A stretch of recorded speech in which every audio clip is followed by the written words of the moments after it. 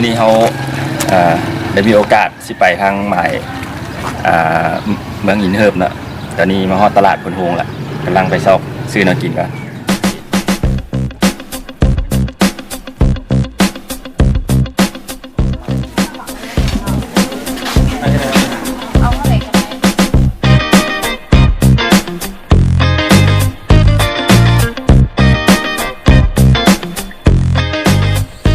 วันนี้มาฮอดหมายละ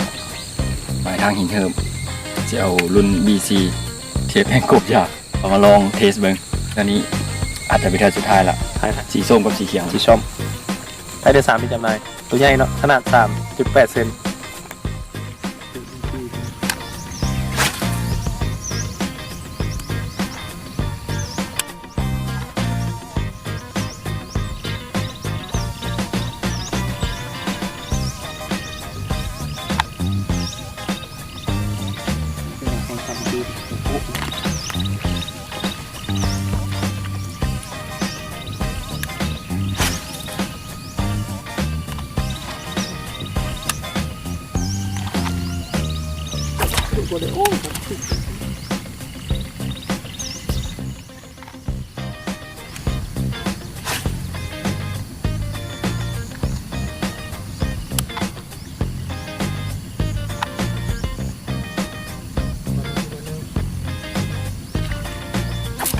เอาแล้วตกไง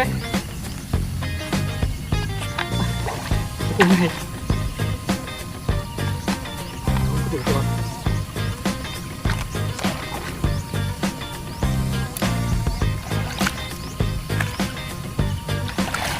ตกไง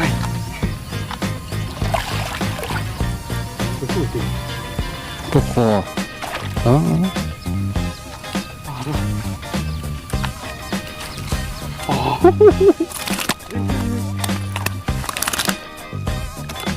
มือสั่น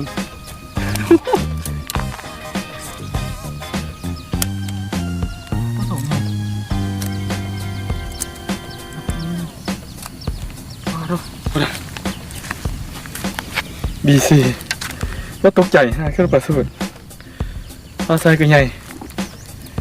มา8 หัก 9 ขีดนะบีซีเลยพี่น้องตัวนี้ป้าวงกวงยังสั่นยังตกใหญ่BC จะฝากได้เด้อ BC เทปให้กรุ๊ปอย่างตัวนี้มันตูดตุ้ยลงขึ้นหน้าน้ำดีไงไม่สาวให้เบิ้งที่มันกัดบุถือที่เราประสูติมันกันแหง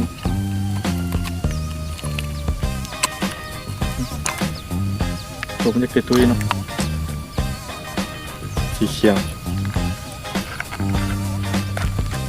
แล้วอุบสักลายตายเด้อBC ตัวตุ้ยคือเนาะ3.8 เซนใบเรียวนี่มันดีดน้ำดีมันอยู่ไกลน้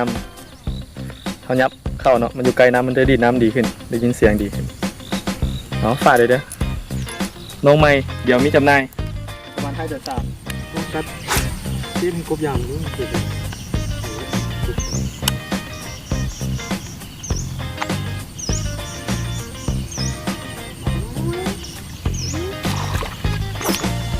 กแล้วตกไงเย้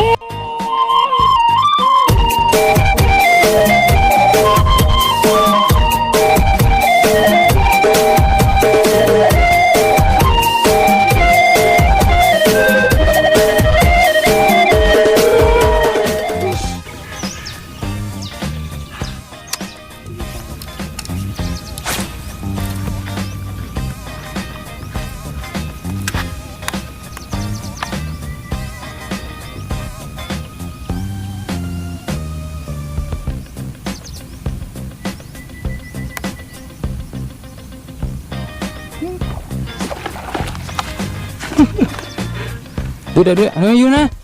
ยาวลูกมัน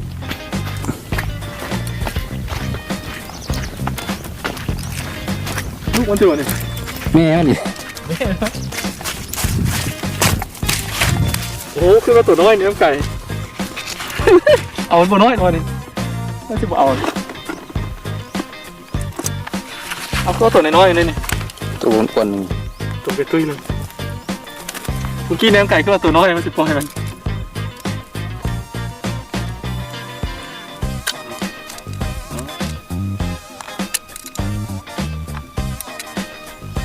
ตุ้ยอยู่ดีซีมันกินได้สบายคือตัวที่ปล่อยมันคานลงน้ำ โอ้เอาแล้วเฮียโอดึงมาแล้วลูกหรือแม่โอ้ยลูกมันนี่นะปล่อย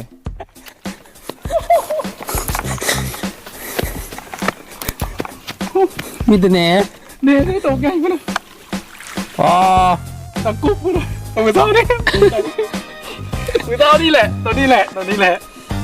โอ้ โอ้แปด ตก ขีด ใหญ่ 2 โลป่ะ โอ้โหประมาณ8-9 ขีดมงกินข้าวได้ยินน่ะลอยเขามาตีโอ้โหทำงานมงครับมงพักเที่ยงได้นี่มงพักเที่ยงมาลอยเขาตีเกิดก็ได้ใส่นี่เอาเห็ดกูคักหลายตัวนี้แหละมันดูดจุ๊บมือเท่านี่โอ้โลไปสัญญาเปล่าเมื่อกี้ก็ลุยก็ลุยยังมีลาย อันนี้ มีลาย ตัวนี้ของไอ้จ้อยเด้อมื้อนี้เป็นไดไซไงแต่หัว สุดยอดเดียวเรากินข้าวสวย